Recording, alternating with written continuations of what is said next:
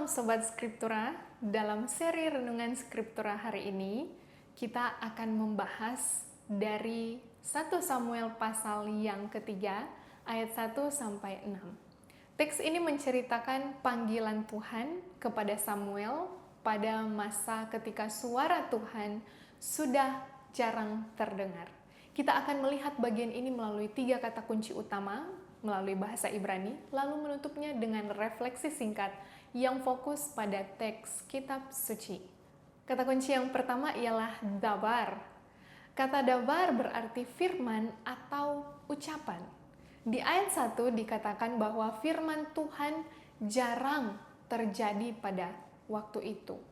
Dalam bahasa Ibrani, dabar bukan hanya kata yang diucapkan, tetapi firman yang membawa kehendak dan tindakan Tuhan.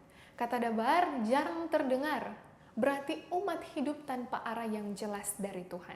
Teks ini langsung memberi latar belakang mengenai suasana dan kondisi pada saat itu. Ini adalah masa sunyi secara rohani, bukan karena Tuhan berhenti berbicara, tetapi karena firman-Nya tidak dikenal dan tidak dianggap. Kemudian kata kunci yang kedua ialah yakar.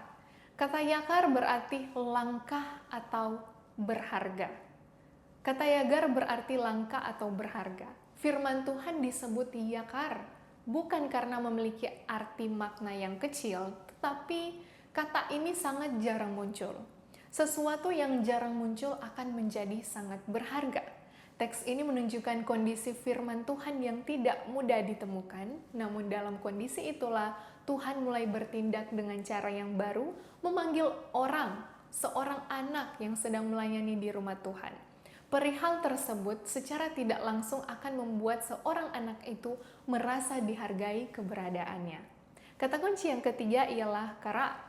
Kata kara berarti memanggil. Dalam ayat 4-6, Tuhan memanggil Samuel berulang kali.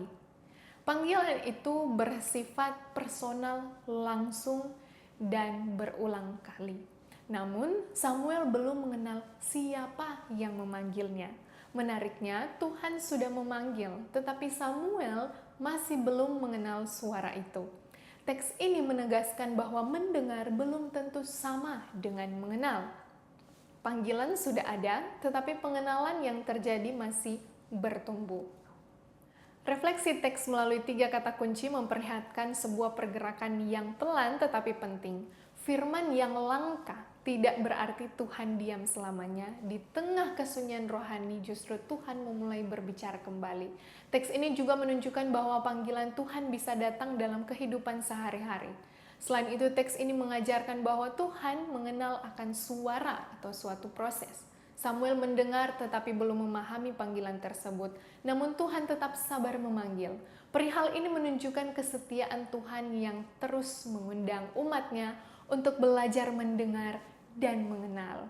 Kiranya melalui perenungan ini kita diajak untuk peka terhadap firman Tuhan, terutama di tengah kesunyian. Sebab ketika firman mulai terdengar kembali, itu selalu menjadi awal dari karya Tuhan yang baru.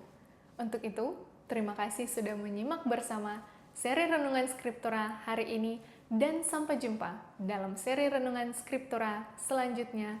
Tuhan memberkati.